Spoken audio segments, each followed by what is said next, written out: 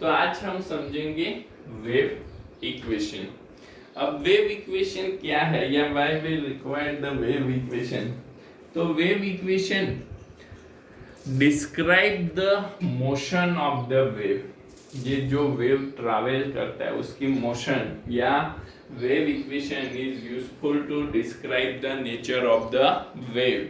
Wave का nature समझने के लिए भी हमको वेव इक्वेशन रिक्वायर्ड है। Other than that, if we want to calculate the displacement of the wave, at that time we require the wave equation. Without wave equation we cannot calculate the displacement of the wave. मतलब कि in short ये समझो कि पूरे chapter में जो है मतलब सारी चीजें किस पे डिपेंडेंट है, तो it is a depends on a wave equation. यही इसका बेस स्ट्रक्चर है, उस पे ही पूरा वेव्स का चैप्टर यहाँ पे पॉसिबल मतलब हम समझ सकते हैं।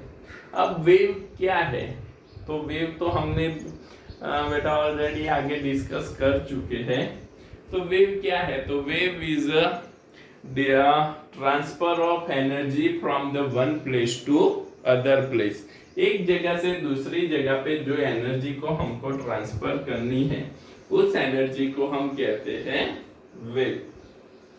अब जब एक जगह से दूसरी जगह पे हमको एनर्जी को ट्रांसफर करना है, ओके, तो हम वेव को यूज करते हैं। अब ये एनर्जी कितना डिस्प्लेसमेंट करेगी, कहाँ पे पहुंचेगी, कितने डिस्टेंस तक ये एनर्जी जाएगी, तो वो सारी चीजें हम कैसे कैलकुलेट कर सकते हैं, तो वो सारी चीजें हम यहाँ पे using the wave equation calculate कर सकते हैं। ओके, जनरली ये हमको थियरी में तो अभी तो क्या है, एग्जाम ही आपका तो है नहीं, थियरी तो क्या पूछेंगे, पर फिर भी ये थियोरिकली हमको इतना इम्पोर्टेंस नहीं है। बट ये नहीं आता है तो पूरे चैप्टर में हम कुछ भी कैलकुलेट नहीं कर सकते, इसलिए इसको समझना बहुत जरूरी है।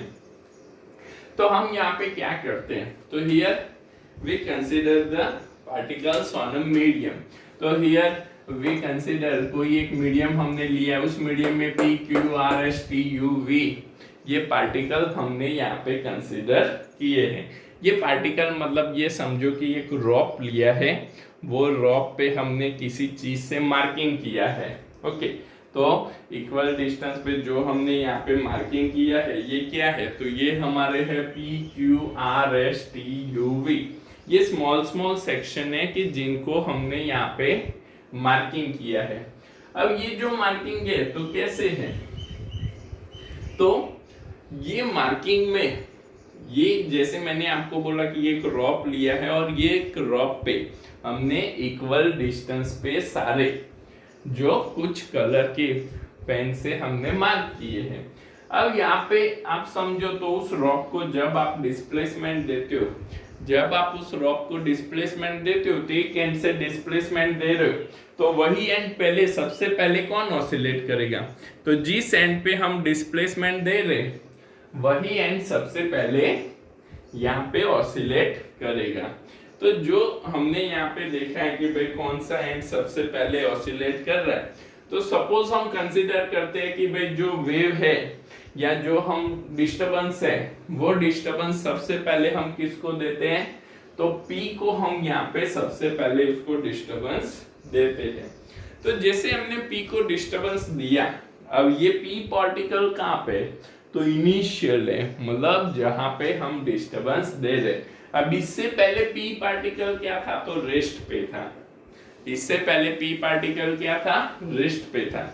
अब रेस्ट पे था मतलब ये तो कुछ यहाँ पे ऑसिलेट कर नहीं रहा था, तो यहाँ पे इसका कुछ डिस्प्लेसमेंट, वेव का कुछ डिस्प्लेसमेंट भी नहीं था, तो मतलब कि इसका इनिशियल फेज भी क्या था, जीरो था।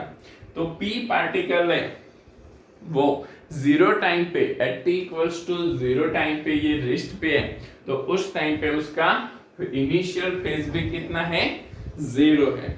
अब हम यहाँ पे क्या करते हैं, तो now we give the displacement to the P particle, disturbance to the P particle. तो यहाँ पे हम इसका डिस्प्लेसमेंट इक्वेशन निकालते हैं, तो हमको ऑसिलेशन का इक्वेशन याद है, y equals to a cos omega t plus 5, y equals to a cos omega t plus 5, जहाँ पे 5 क्या था, तो 5 इज अ इनिशियल फेज, 5 क्या था, 5 इज अ इनिशियल फेज, तो यहाँ पे 5 इनिशियल फेज है, और इनिशियल फेज हमने p पार्टिकल के लिए क्या कंसीडर किया है, तो for a p particle initial phase is 0, मतलब इनिशियली ये p पार्टिकल पे ये फेज डिफरेंस हमको क्या मिलता है, 0 मिलता है ना। अब ये वेव कैसा है, तो this wave is a progressive wave, इसको हम क्या बोलते हैं, प्रोग्रेसिव वेव है, and here we consider that this progressive wave is travel in a positive x direction, positive x direction, ये कैसे भी पॉजिटिव x में भी ट्रैवल कर सकता है, सेम टू सेम ये नेगेटिव x में भी ट्रैवल कर सकता है, बट हमने यहाँ पे क्या कंसीडर किया है, तो हमने यहाँ पे कंसीडर किया कि भाई ये पॉजिटिव x में ट्रैवल कर रहे हैं। अब जब ये पॉजिटिव x डायरेक्शन में ट्रैवल कर रहा है, तो आफ्टर टी टाइम ये जो डिस्टरबेंस है, ये डिस्टरबेंस कितने, तो कुछ फेज डिफरेंस पे x डिस्टेंस पे, जो मतलब p से x डिस्टेंस पे जो एक पार्टिकल u है वहां पे पहुंचता है, और यहाँ पे ये u पार्टिकल क्या करता है, ऑसिलेट करना स्टार्ट करता है। अब जब ये u पार्टिकल ऑसिलेट करना स्टार्ट करता है, तो इसका डिस्प्लेसमेंट हमको निकालना है, तो सपोज कंसीडर करो कि भाई ये u पार्टिकल p से कितने डिस्टेंस पे है, x डिस्टेंस पे है, ओके, तो यहाँ पे p particle x distance, u particle x distance पे है p से, तो द डिस्प्लेसमेंट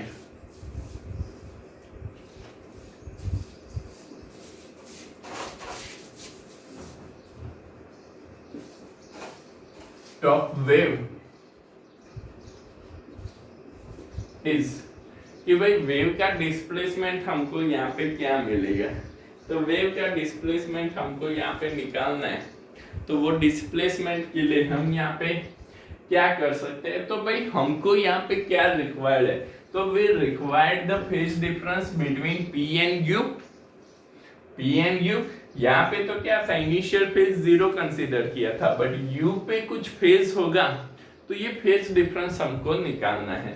अब पहले सबसे पहले कौन ऑसिलेट हो रहा है, p ऑसिलेट हो रहा है, उसके कुछ टाइम के बाद u ऑसिलेट हो रहा है, मतलब इनिशियल फेज में से u पार्टिकल का जो फेज डिफरेंस हमको मिलता है उसको हमको क्या करना है, यहाँ पे सब्ट्रैक्ट करना है। तो यहाँ पे ये फेज डिफरेंस कैसे मिलेगा, तो हमको थोड़ा प्रीवियस डेफिनेशन में हमने एक वेव नंबर का डेफिनेशन देखा था।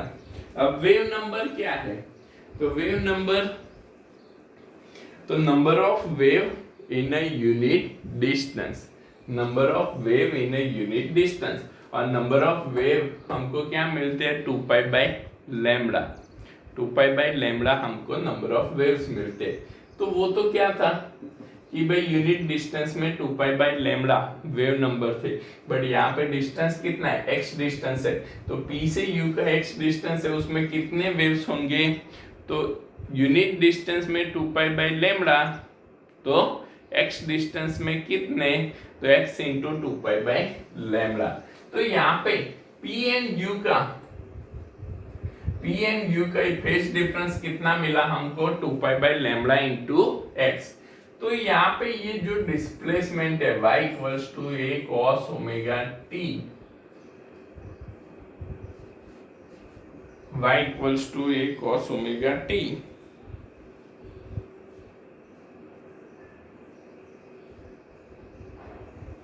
माइनस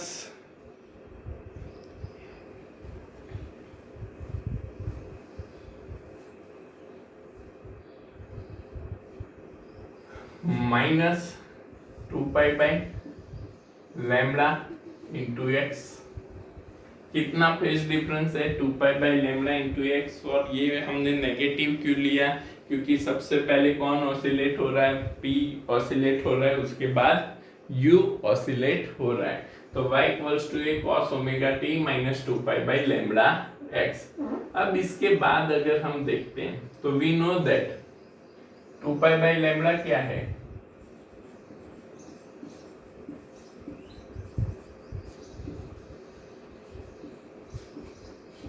k इक्वल्स टू 2π/λ, तो y equals to a cos omega t minus k into x minus k into x. तो यहाँ पे y equals to a cos omega t minus के x. This is called the wave equation y equals to a cos omega t minus kx. If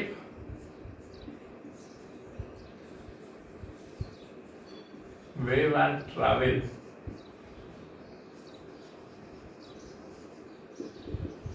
in negative x direction, then the wave equation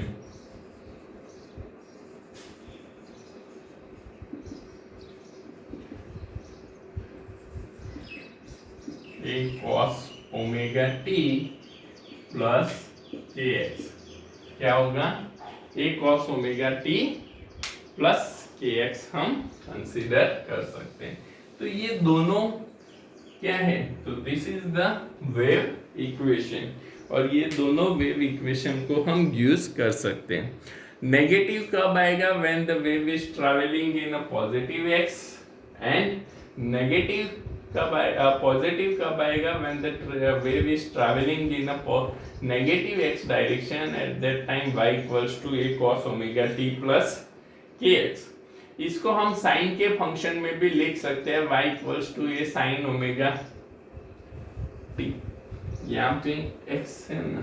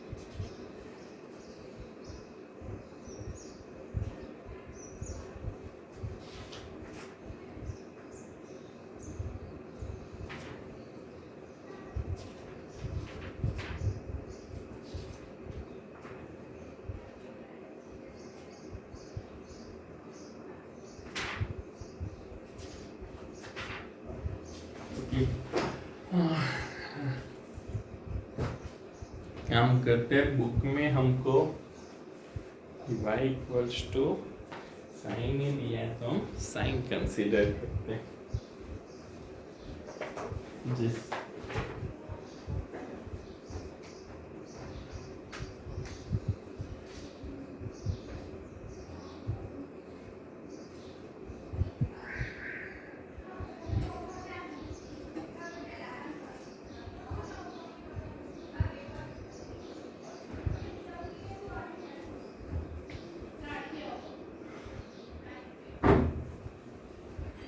यहाँ पे बेटा sine function use किया है book में, तो हम भी साइन फंक्शन ले लेते हैं।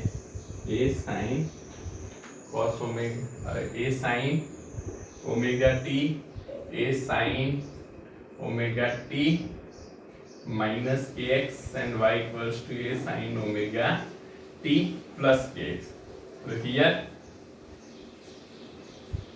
if the initial phase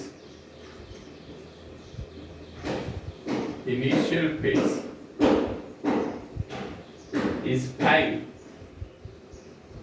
then कि भाई हमने आगे तो क्या किया था, तो हमने आगे तो इनिशियल फेज 0 कंसीडर किया था, पर ऐसा जरूरी तो नहीं है ना कि हर एक वे में इनिशियल फेज 0 ही हो। तो जब इनिशियल फेज 0 नहीं है तो हम क्या कर सकते हैं, तो हमको यहाँ पे इनिशियल फेज को कंसीडर करना पड़ेगा। तो y equals to A sine omega T minus के x plus 5 and y equals to A sine omega T plus के एक्स प्लस 5। तो हमको ये दो इक्वेशन अच्छे से याद रखने हैं।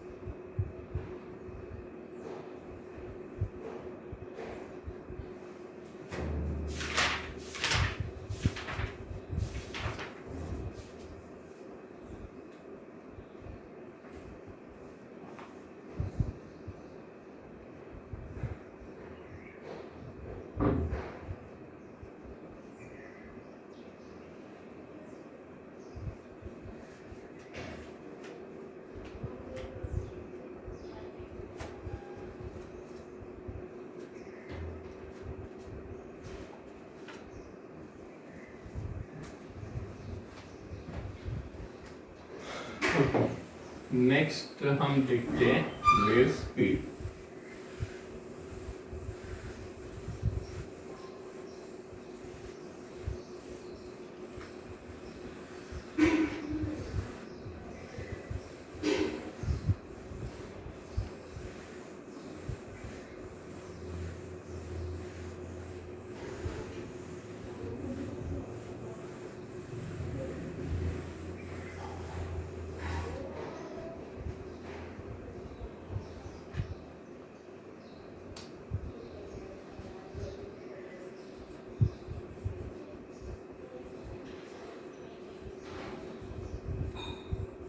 वेव स्पीड, तो यहाँ पे वेव स्पीड हम कैसे देख सकते हैं? Wave speed is different than the speed of oscillation. Oscillation की जो स्पीड हमको मिली थी उससे ये वेव की स्पीड क्या है, डिफरेंट है। v equals to omega into A, oscillation में हमने स्पीड निकाली थी v into omega into A, जबकि यहाँ पे वेव स्पीड अगर हम कंसीडर करें तो कंसीडर अ वेव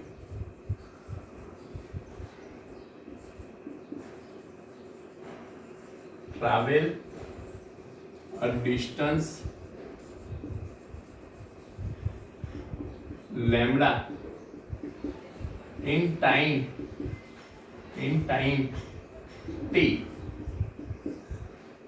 टाइम में एक वेव लैम्बडा जितना डिस्टेंस यहाँ पे ट्रैवल करता है। तो स्पीड तो हमको पता है स्पीड क्या होती है, speed is the distance by time, तो lambda by t, speed is the distance by time. तो यहाँ पे स्पीड क्या हो जाएगी, तो speed v equals to lambda by T.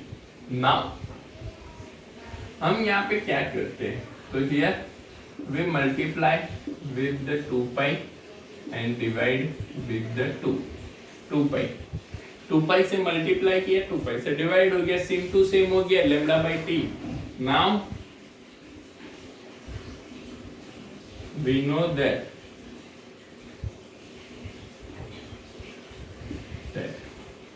2 pi by T, 2 pi by T is omega. 2 pi by T क्या है, ओमेगा है, और 2 pi by lambda and 2 pi by lambda equals to wave number के। ये दोनों हमको पता है। तो नाउ पुट द वैल्यू, तो speed v equals to omega by K. क्या होगा कि भाई जो 2 पाई बाय टी है, 2 पाई बाय टी की जगह पे आप क्या पुट करो, ओमेगा, और 2 पाई बाय लैम्बडा, तो के किधर आएगा, लैम्बडा बाय 2 पाई है तो के किधर आएगा, डिनोमिनेटर में आएगा। That's why speed v equals to omega by k, speed v equals to omega by k. तो हमको यहाँ पे ये दोनों यहाँ पे स्पीड, वेव स्पीड हमको मिलेगी। लिख लो इतना, फिर आगे देखते हैं superposition, principle of superposition for a wave.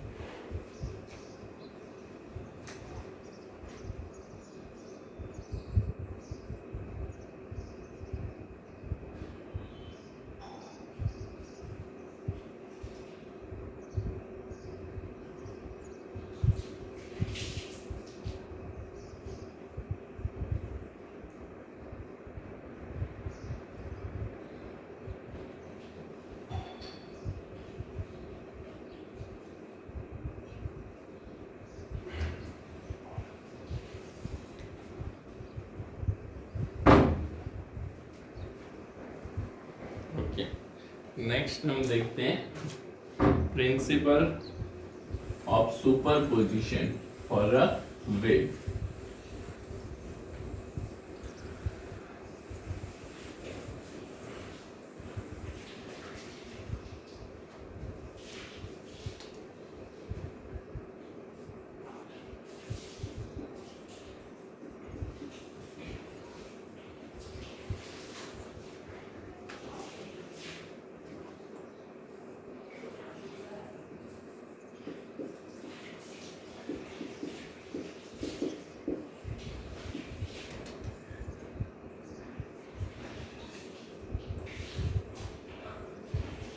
Principle of superposition और वेव्स।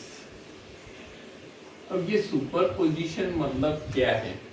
तो जब एक ही मीडियम में दो वेव ट्रैवल करते हैं और जब दोनों वेव एक दूसरे पे इंसिडेंट होते हैं तो that is called the superposition.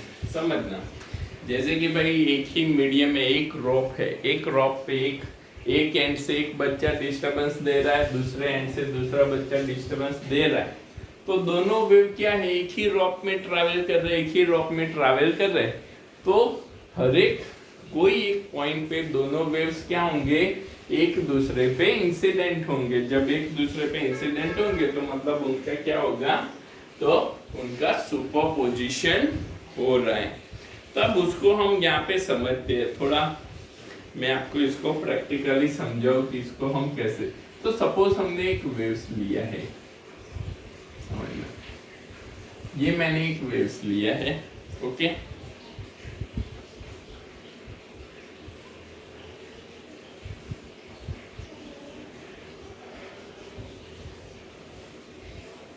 ये 0.5 सेंटीमीटर का डिस्प्लेसमेंट है और ये 0.3 सेंटीमीटर का डिस्प्लेसमेंट है। अब ये दोनों वेव, ये इस डायरेक्शन में ट्रैवल कर रहा है, ये एक इस डायरेक्शन में ट्रैवल कर रहा है, मतलब दोनों एक दूसरे की साइड में ट्रैवल कर रहे हैं। जब दोनों एक दूसरे की साइड में ट्रैवल कर रहा है, ये यहाँ पे आगे बढ़ेगा, ये यहाँ पे आगे बढ़ेगा, मतलब कोई एक पॉइंट पे, सपोज समझो कि ये पॉइंट पे दोनों क्या हो रहे हैं, एक दूसरे पे इंसिडेंट हो रहे। अब जब ये दोनों इस पॉइंट पे इंसिडेंट हो रहे तो यहाँ पे इनका रिजल्टेंट डिस्प्लेसमेंट कितना हो जाएगा, तो रिजल्टेंट डिस्प्लेसमेंट इनका हो जाएगा 0.8 सेंटीमीटर। समझो क्या हुआ, 0.5 प्लस 0.3 कितना हो गया, 0.8 सेंटीमीटर। दोनों एक ही डायरेक्शन में, मतलब दोनों अप साइड में, दोनों का डिस्प्लेसमेंट इधर था, अप साइड में डिस्प्लेसमेंट था, दोनों एक ही डायरेक्शन में डिस्प्लेस हो रहे थे। दैट्स व्हाई इनका रिजल्टेंट डिस्प्लेसमेंट कितना हो गया, 0.8 सेंटीमीटर जितना इनका रिजल्टेंट डिस्प्लेसमेंट हो गया।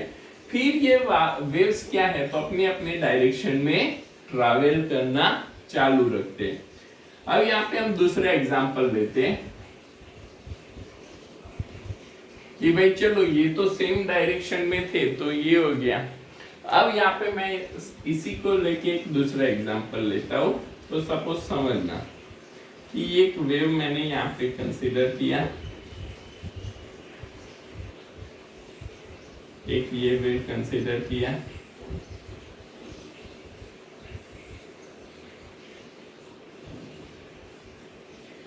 जीरो 0.5 सेंटीमीटर, और ये वेव हमको मिला 0.3 सेंटीमीटर। अब ये अप डायरेक्शन में, ये लोअर साइड है, दोनों ट्रैवल कर रहे हैं और किसी एक पॉइंट पे जब ये मिल रहे तो इनका रिजल्टेंट डिस्प्लेसमेंट कितना होगा, तो रिजल्टेंट डिस्प्लेसमेंट इनका 0.2 सेंटीमीटर होगा। कितना होगा, 0.2 सेंटीमीटर। मतलब यहाँ पे क्या हुआ, 0.5 माइनस 0.3 सेंटीमीटर, जो हायर डिस्प्लेसमेंट है उसमें से लोअर डिस्प्लेसमेंट। क्यों, क्योंकि भाई जो 0.5 सेंटीमीटर है वो अप डायरेक्शन में डिस्प्लेस हो रहा है, तो जबकि 0.3 सेंटीमीटर है वो लोअर साइड में डिस्प्लेस हो रहा है। तो दोनों का डिस्प्लेसमेंट यहाँ पे क्या हुआ, ऑपोजिट डायरेक्शन में, ऑपोजिट डायरेक्शन में, तो इनका क्या हुआ, हायर डिस्प्लेसमेंट में से लोअर, मतलब जो रिजल्टेंट डिस्प्लेसमेंट है जो हायर होगा उसी साइड पे हमको मिलेगा। तो ये हुआ कि प्रैक्टिकली सुपरपोजिशन क्या है। प्रैक्टिकली सुपरपोजिशन जब हम दो वेव्स एक ही मीडियम में ट्रैवल करते हैं तो उनके डिस्प्लेसमेंट का क्या होता है, तो उनके डिस्प्लेसमेंट का वेक्टर समेशन होता है। उनके डिस्प्लेसमेंट का क्या हो रहा है, वेक्टर समेशन हो रहा है। तो अब इस लॉ को अगर हम यहाँ पे सुपरपोजिशन लॉ को लिखे तो when a particle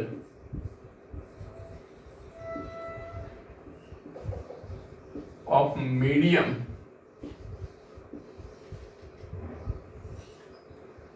comes under the influence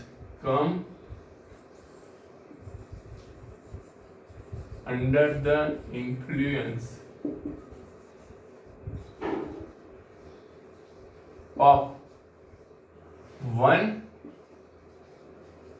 or more waves,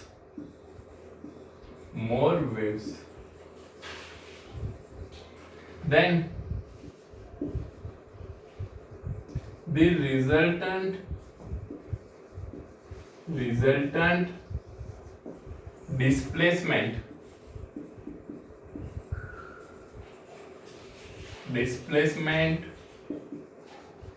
of the particle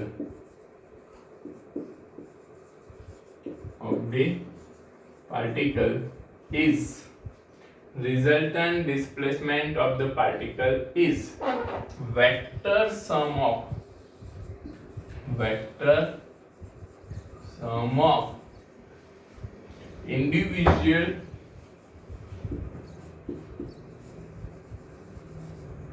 displacement of waves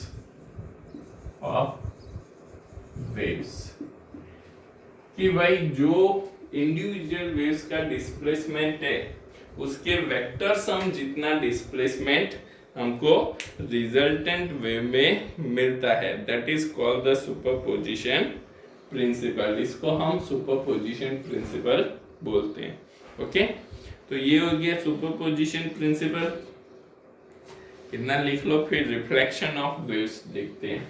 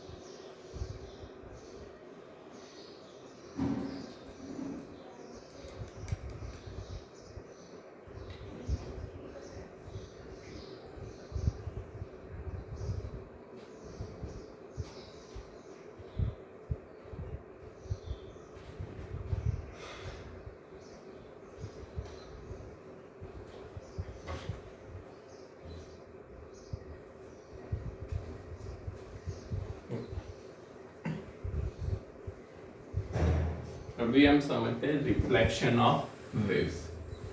ये भी हमको सिर्फ अंडरस्टैंडिंग के लिए पता होना चाहिए, इसके इक्वेशन आपको ध्यान में रखने हैं, ठीक है। तो रिफ्लेक्शन ऑफ वेव में हमको दो टाइप समझने हैं।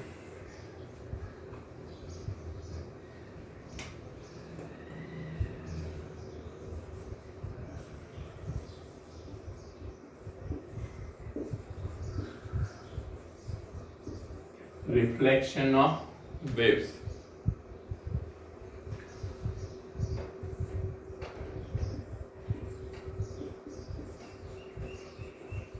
जिसमें पहला है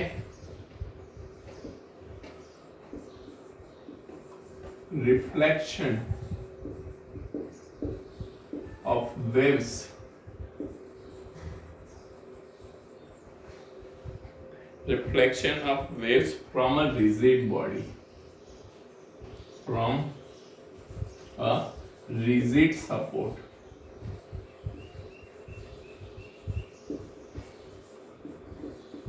रिजिड सपोर्ट पे से ये कैसे रिफ्लेक्ट होती है वो हम यहाँ पे देखते हैं। तो रिजिड सपोर्ट मतलब सपोज हमने एक रॉक ले लिया, सपोज हमने यहाँ पे एक पोल ले लिया है, इस पोल पे हमने एक रिंग को फिक्स कर लिया है और यहाँ पे एक रॉक पे हम एक वेव को ट्रैवल करवाते हैं।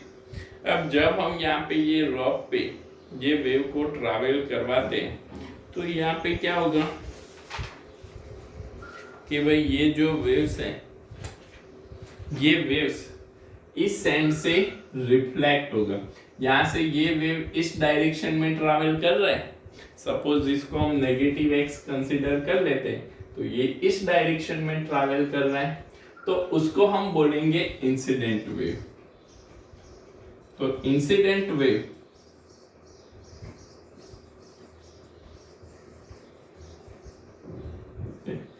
Incident wave y of i equals to a sin omega t plus kx। Incident wave क्या है? y of i equals to a sin omega t plus kx। अब ये वेव यहाँ पे इंसिडेंट, ये रिंग तो कैसी है? रिजिड।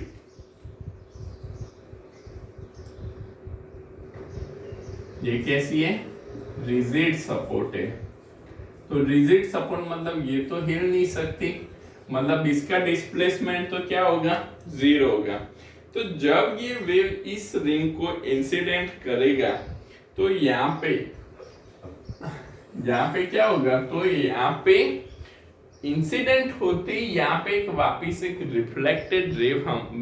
रिफ्लेक्टेड रेस हमको मिलेगा। बट यहाँ पे ये वेव जो इंसिडेंट हो रहा है उसका डिस्प्लेसमेंट कितना है? y of i equals to a sin omega t plus kx। But हमने देखा कि भाई ये तो क्या है? रिजिड है, ये हिल नहीं सकती, मतलब ये रिंग का डिस्प्लेसमेंट तो क्या हुआ? जीरो हुआ। तो ये रिंग में ऑपोजिट डायरेक्शन में इतना ही डिस्प्लेसमेंट होना चाहिए। तो वो जो रिफ्लेक्टेड वेव है, तो रिफ्लेक्टेड वेव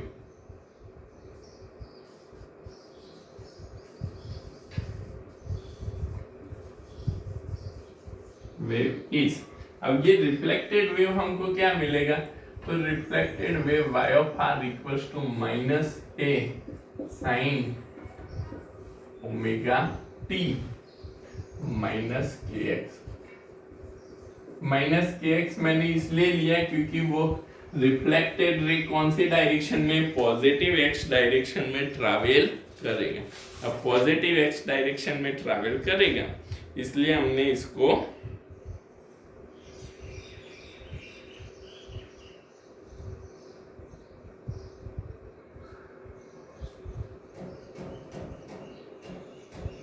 पॉजिटिव कंसीडर किया है ना।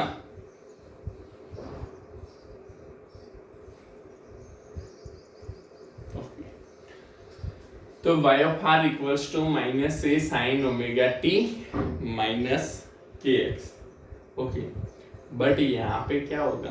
तो ये जो नेगेटिव है, मतलब यहाँ पे कितना फेज रिवर्सल हुआ?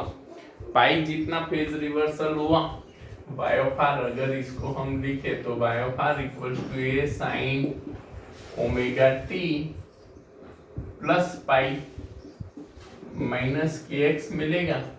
y of r equals to a sine omega t plus pi, sine pi plus theta minus sine theta होता है, इसीलिए मैंने इसको इस फॉर्म में भी लिख सकते हैं या हम इस फॉर्म में भी लिख सकते हैं। तो ये दोनों हमको यहाँ पे, ये हुआ हमारा incident wave y of i equals to a sine omega t plus के एक्स, और हमको दूसरा मिल रहा है reflected wave y of i equals to a sine omega t minus के एक्स। ओके, अब यहाँ पे आप ये प्लस माइनस कंसीडर कर सकते हो, दैट इज डिपेंड्स। आप इसको माइनस लेते हो तो वहां पे प्लस आएगा, माइनस ए साइन ओमेगा टी प्लस के एक्स, और इसको प्लस कंसीडर करते हो तो वो क्या आएगा, माइनस आएगा। इतना हमको समझना है। अब इसमें सेकेंड जो है, तो सेकेंड हमारा क्या है, तो reflection of wave, of waves from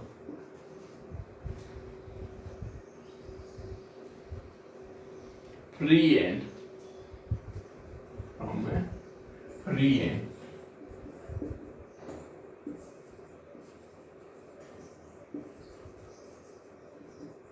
free and से कैसे ये रिफ्लेक्ट होता है। तो जब ये फ्री एंड से रिफ्लेक्ट होता है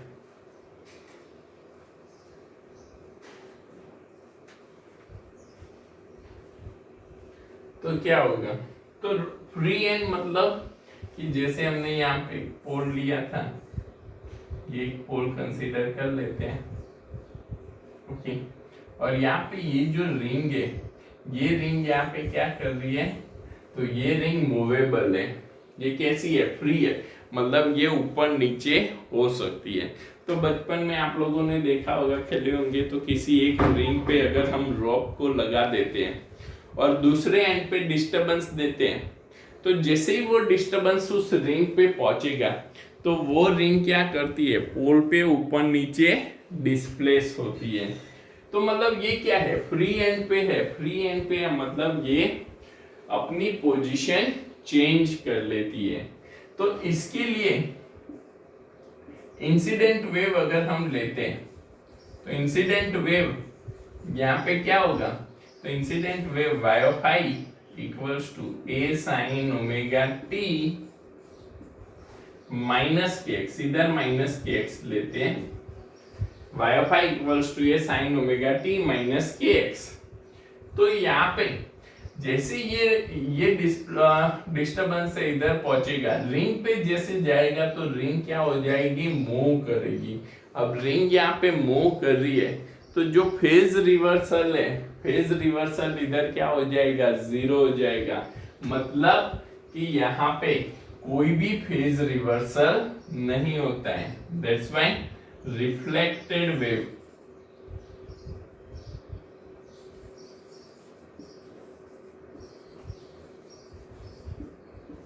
is y of r equals to a sin omega t plus kx plus kx। इधर फेज रिवर्सल क्या है, जीरो है, इधर फेज रिवर्सल जीरो है, इसलिए यहाँ पे कोई भी रिफ्लेक्शन नहीं होता है।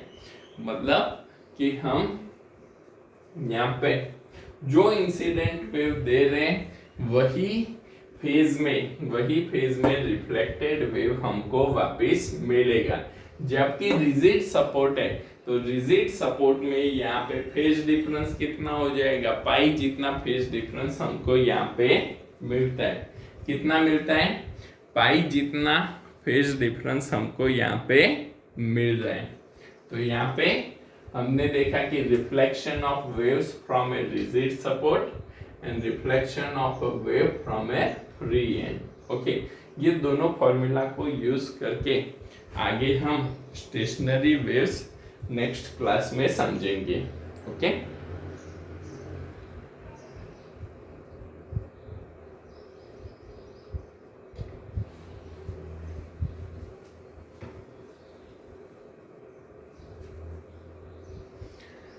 लिख लो इसको।